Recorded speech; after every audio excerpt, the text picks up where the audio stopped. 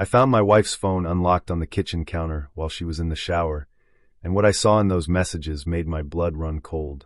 My name is Kevin, and until that sweltering July afternoon in Chula Vista, I thought I had everything figured out. I owned a successful logistics company that I'd built from the ground up over 15 years. The business had grown from a single delivery truck and a dream into a fleet of 40 vehicles, serving the entire Southern California region. My wife Sidney and I had been married for 11 years, and we had 2 beautiful kids, Tommy, who was 9, and Emily, who was 7. Our yellow Labrador, Max, completed what I believed was the perfect family picture. Sidney had been my second chance at love. My first marriage ended badly when I was in my late 20s. My ex-wife left me when the business was still struggling, saying she couldn't handle the uncertainty. Those were dark times. I was working 20-hour days, sleeping in the office, eating ramen noodles for dinner. She walked out on a Tuesday morning, leaving nothing but a note on the kitchen table. When I met Sidney at a charity fundraiser 2 years later, she seemed different. Patient, supportive, understanding. She said she admired my ambition and didn't mind that I worked long hours.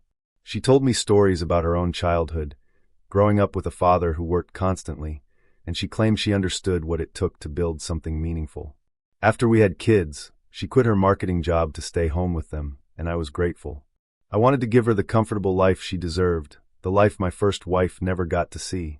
We lived in a beautiful 4-bedroom house in one of Chula Vista's nicest neighborhoods.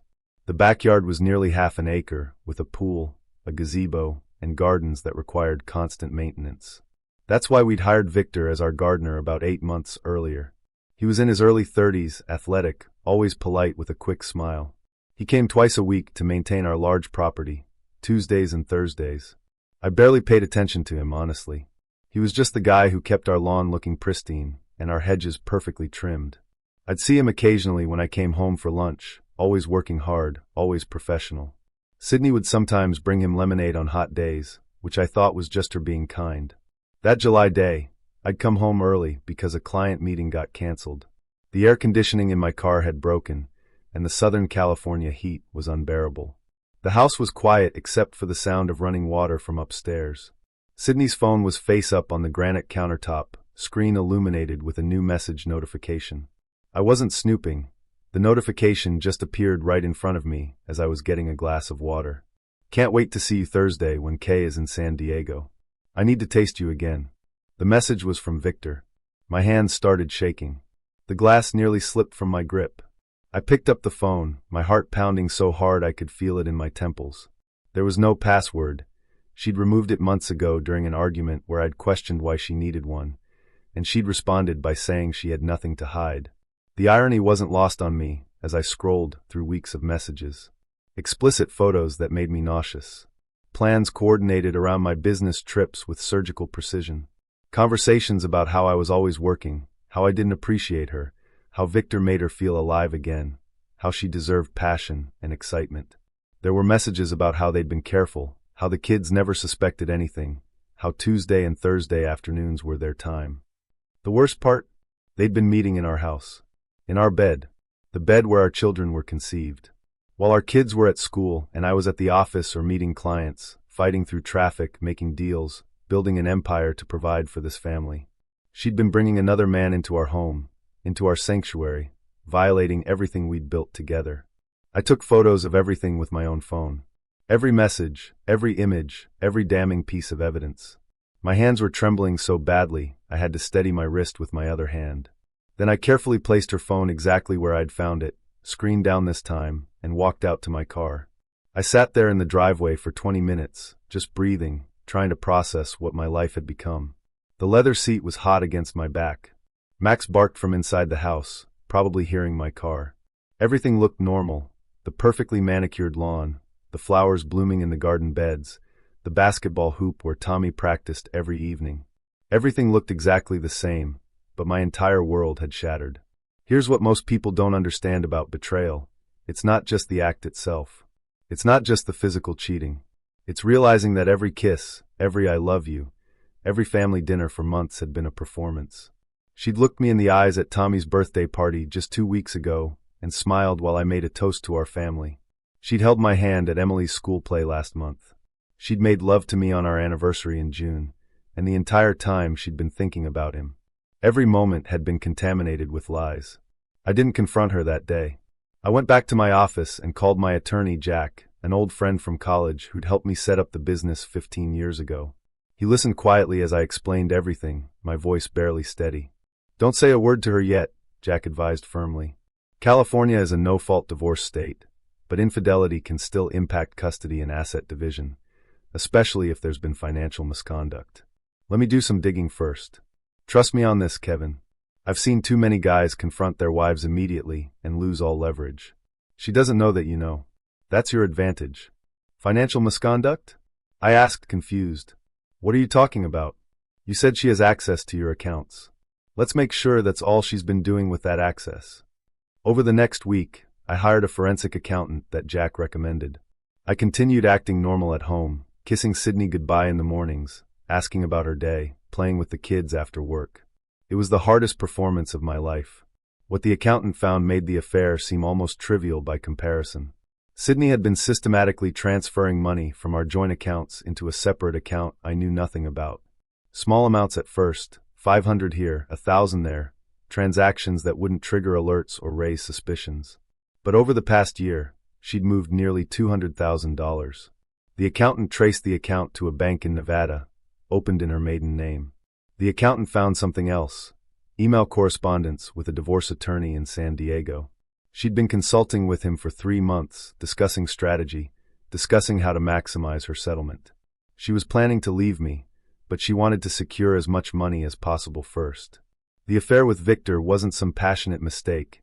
It was part of her exit strategy. She was going to claim I was never home, that I'd neglected her and the kids emotionally, and use that to justify taking half of everything I'd built. The attorney had advised her to document every evening I came home late, every business trip, every missed dinner.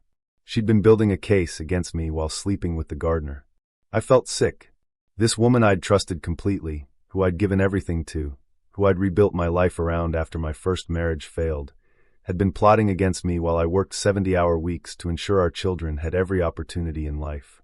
The college funds I'd set up, the family vacations to Hawaii and Disney World, the dance lessons for Emily and soccer camp for Tommy, all of it funded by my labor while she planned my destruction. Jack helped me move quickly and quietly. We secured all business assets, transferring them into corporate structures she couldn't touch. We separated our finances, opening new accounts she had no access to. We gathered every piece of evidence, the messages, the financial records, everything. I installed security cameras around the house, completely legal since it was my property too, and I had every right to secure my own home. Within days, I had video footage of Victor arriving on a Thursday afternoon at 1:15 p.m., Sidney greeting him at the door in black lingerie I'd bought her for our anniversary, both of them kissing passionately on our front porch before disappearing upstairs for 2 hours. The timestamp showed our kids would be getting out of school in 45 minutes when they started. On a Tuesday evening in early August, 3 weeks after I'd first discovered the truth, I came home and asked Sidney to sit down at the kitchen table. The kids were at her mother's house for the night. I'd arranged that specifically, telling Sidney I wanted to have a romantic evening together. She'd seemed pleased, probably thinking her performance was still working. "I know about Victor," I said calmly, sliding printed copies of text messages across the table. Her face went white. All the color drained from her cheeks. "Kevin, I also know about the $200,000 you've been hiding, and the divorce lawyer you've been consulting in San Diego." I slid the bank statements and email printouts across the table. She started crying immediately, but they were calculated tears.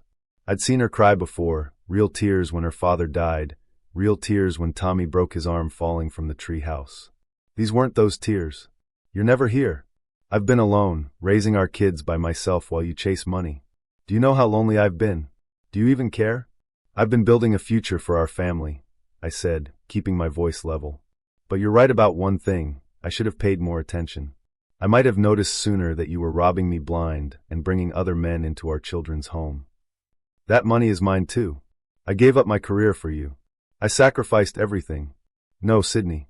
You gave up a $40,000 a year marketing job to live in a $1 million house, drive a $70,000 car, and spend freely on whatever you wanted while I worked. There's a difference between sacrifice and upgrade." I slid the divorce papers across the table. Jack had prepared them perfectly. You have two choices. Sign this agreement, which gives me primary custody of Tommy and Emily, leaves you with your car and $50,000 in cash, or we go to court where I present evidence of your affair, your financial theft, and your premeditated plan to defraud me. I also have security footage of Victor entering our home and evidence of you endangering our children's emotional well-being by conducting an affair in their home. Your choice. You have until midnight tonight. You can't take my children from me. I'm their mother. I'm not taking them. I'm protecting them from someone who's proven she prioritizes her own desires over their well-being and safety. You brought your lover into their home, Sidney. You stole from their college funds, from their future.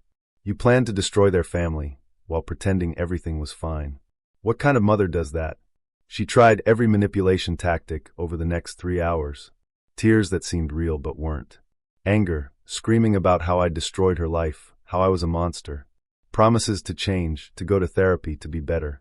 Threats to destroy me in court, to tell everyone I was abusive, to make sure I never saw my kids again. But I'd learned from my first marriage that emotions make you vulnerable. This time, I stayed cold and focused on facts. Jack had prepared me for every argument, every threat. I had recordings, documents, evidence that would bury her in any courtroom. She signed the papers at midnight, her hand shaking as she scrawled her signature. The look she gave me was pure hatred, and I finally saw who she really was underneath the mask she'd worn for 11 years. The next morning, I had Victor fired by the property management company I'd contracted for the landscaping services. I sent them a clear message through my attorney. If he ever contacted my wife again, if he ever stepped foot on my property, I'd pursue legal action for trespassing and alienation of affection. California might not recognize those claims strongly, but the threat alone was enough. He disappeared from our lives immediately. I heard later that he'd moved back to Arizona where his family lived. Sidney moved out within a week, taking her minimal belongings to a small 2-bedroom apartment in the eastern part of Chula Vista, near the 805 freeway where rent was cheaper. The $50,000 wouldn't last long given her spending habits. I'd seen the credit card bills, but that was no longer my concern or my problem. The hardest part was explaining to Tommy and Emily why Mom wasn't living with us anymore. I kept it simple. Sometimes adults make choices that change families, but it didn't mean either parent loved them less. Sidney got them every other weekend and Wednesday evenings for dinner, per our agreement. I made sure the transitions were smooth, that the kids never heard us argue, that they felt safe and loved in both homes. What Sidney didn't know was that I'd also contacted her previous employer, the marketing firm she'd worked for before we had kids. Turns out, she'd left that job under suspicious circumstances, expense account fraud, claiming personal purchases as business expenses. They'd let her resign quietly rather than prosecute, but they were happy to provide documentation when my lawyer asked. It was another insurance policy, more leverage to ensure she never tried to challenge our custody arrangement or come back asking for more money. 3 months after the divorce was finalized, I was tucking Emily into bed when she said something that broke my heart and healed it simultaneously. "Daddy, I'm glad you're home more now. You read me stories and help with homework. It's nice." I'd been so focused on building wealth, on creating financial security, that I'd missed what actually mattered. The business still ran successfully, but I'd promoted my operations manager, Nora, to handle day-to-day responsibilities so I could be present for my kids. She was brilliant, capable, and had been ready for more responsibility for years. We had dinner together every night now, me and the kids sitting around the table, talking about their days. I attended every soccer game Tommy played, every piano recital Emily performed in. Max the Labrador got longer walks because I needed the peace and quiet time to think as much as he needed the exercise. Sidney tried to reconcile 4 months after moving out. It was a Saturday afternoon in December. She showed up at the house unannounced, wearing a dress I used to like, makeup done perfectly. She was crying, saying she'd made a terrible mistake, that Victor had meant nothing, that he'd been a symptom of her unhappiness but not the cause. She said she wanted her family back, wanted to try again, wanted to go to counseling and fix everything. I stood in the doorway, not inviting her in, and said, "You made your choices, Sidney, and I've made mine. The kids are my priority now, not cleaning up your regrets or managing your guilt." She tried to argue that she deserved another chance, that everyone makes mistakes, that our marriage vows meant something about forgiveness. "Mistakes are accidental," I replied calmly. "Mistakes are forgetting an anniversary or losing your temper. What you did was calculated, planned, and executed over months. You made hundreds of individual choices to betray our family. There's a difference between a mistake and a pattern of intentional deception. I closed the door while she was still talking. Through mutual acquaintances and the inevitable small-town gossip of our community, I heard that Victor had moved to Los Angeles shortly after everything imploded, taking a job with a commercial landscaping company. Sidney tried dating, but nothing stuck. Apparently, once people learned why her marriage ended, how she'd conducted an affair with the hired help while stealing money from her husband, they lost interest quickly. The $50,000 ran out within 6 months, spent on furniture for her apartment, clothing, and attempting to maintain the lifestyle she'd become accustomed to. She took a receptionist job at a dental office to pay rent on her modest apartment, making $12 an hour. Tommy and Emily adjusted better than I expected. Kids are remarkably resilient when given honesty, stability, and love. I made sure they had consistency, same bedtime, same routines, same rules. When Tommy asked me one evening if I was angry at his mom, I told him the truth. I was hurt by choices she made, but I'm not angry anymore. Anger takes too much energy, and I'd rather spend that energy on you and your sister. Your mom made mistakes, but she's still your mom, and she loves you. A year after the divorce, Jack invited me to a barbecue at his place in late summer. His wife had invited several friends, and among them was a woman named Nora, a different Nora than my operations manager, coincidentally. She was a third-grade teacher at an elementary school in Bonita, divorced with a 10-year-old son named Charlie. We talked about raising kids, about rebuilding after betrayal, about learning to trust again while protecting yourself. It wasn't love at first sight or anything dramatic like the movies. It was just easy, comfortable, real. She laughed at my jokes, but also called me out when I was being too cynical. She understood that baggage from past relationships was normal, but didn't define your future. I'm not rushing into anything this time. We've been dating for several months now, taking it slow. The kids have met her and Charlie a few times, casual meetings at parks or pizza places, nothing forced. I've learned that building something meaningful takes patience and attention. You can't neglect what matters and expect it to survive. Whether that's a marriage, a relationship with your kids, or even your relationship with yourself, presence matters more than presence. Sidney still sees Tommy and Emily regularly according to our custody schedule. She's their mother, and I won't poison them against her or speak badly about her in their presence. But they're old enough now to form their own opinions about who shows up consistently and who doesn't. Tommy mentioned last week that Mom had to cancel their Wednesday dinner again because of work, and I just nodded and asked if he wanted to help me make spaghetti instead. Sometimes I think about that July afternoon when I found those messages, when my world tilted on its axis. Part of me wishes I'd never seen them, that I could have stayed in that comfortable ignorance. But most of me is grateful. That phone screen lighting up on the kitchen counter was the alarm I needed to wake up and realize I'd been living someone else's version of my life, working to fund someone else's betrayal, sacrificing time with my kids to provide for someone who was actively working against me. I don't hate Sidney. Honestly, I barely think about her anymore except when coordinating kids' schedules. She's just someone I used to know who taught me expensive lessons about trust, about presence, about what actually constitutes a partnership. Real partnership isn't one person working while the other person takes. It's not performance and lies. It's showing up, being honest, and choosing each other even when it's difficult. The business is thriving under the new management structure. Nora, my operations manager, has implemented systems that actually give me more freedom while increasing profits. The kids are happy, well-adjusted, doing great in school. Tommy made the travel soccer team.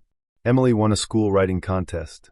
Max still greets me every evening like I'm the most important person in the world, tail wagging, bringing me his favorite tennis ball. And slowly, carefully, I'm learning that my worth isn't measured by how much I can provide financially, but by how much of myself I'm willing to give to the people who actually value it. I'm learning that success isn't just about building a business empire, it's about being present for the moments that matter. It's about bedtime stories and soccer practices and Sunday morning pancakes. That's the revenge Sidney never anticipated, that I'd be better off without her. Not angrier, not bitter, not destroyed. Just better. Living authentically instead of funding someone else's lies. She wanted to take half of everything I'd built.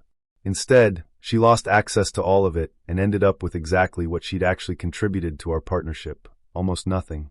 She's working a minimum wage job while I'm building a real life with my kids and maybe, eventually, with someone who actually deserves partnership. The last time I saw her was at Emily's piano recital last month. She sat 3 rows behind me alone. I sat in the front row with Tommy, and Nora and Charlie had come to support Emily too. We weren't there as a couple, just as people who cared about a talented little girl playing Beethoven.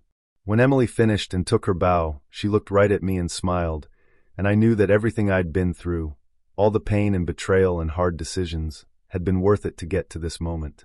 Thank you for watching the video to the end. YouTube may no longer suggest my channel to you, so subscribe to it to receive new interesting stories.